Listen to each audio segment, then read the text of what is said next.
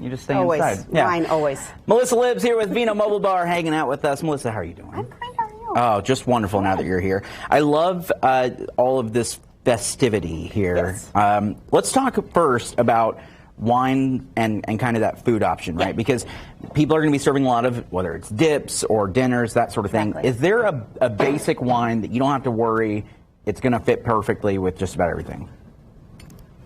That one right there, that's the baby, right? I mean, this is always going to go well. A Pinot Noir is also going to be a really nice option because they're lighter.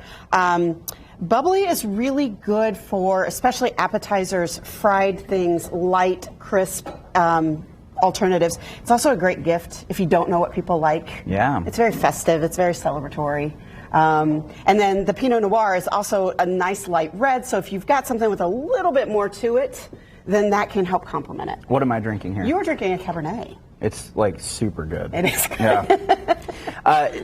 Is wine still an acceptable, pretty easy gift? It's a very acceptable, easy gift. I kind of think about if you don't know what the person likes, you can't go wrong with maybe a drier white, a light dry white, or again like a light red.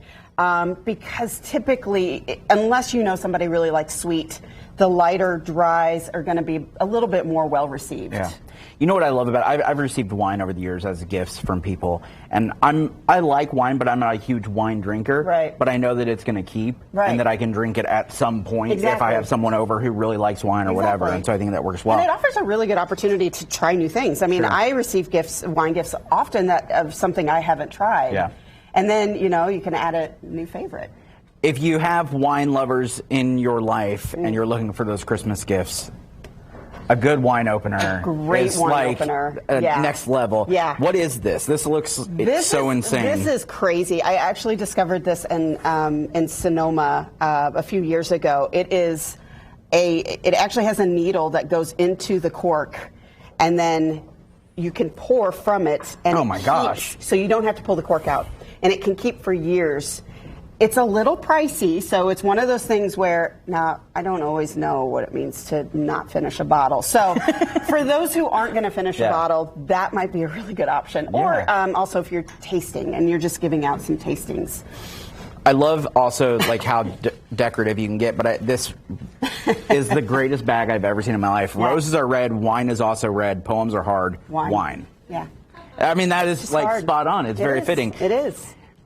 You do a lot of holiday parties. Is that something that you get suckered into? I mean, suckered probably isn't the right word, often. But what's that look like as far as for you? Is it kind of you're parking in a neighborhood or?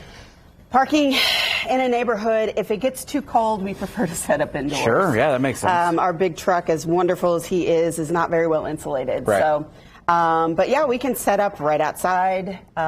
We actually were doing some pints last night in Clay Terrace. Oh yeah.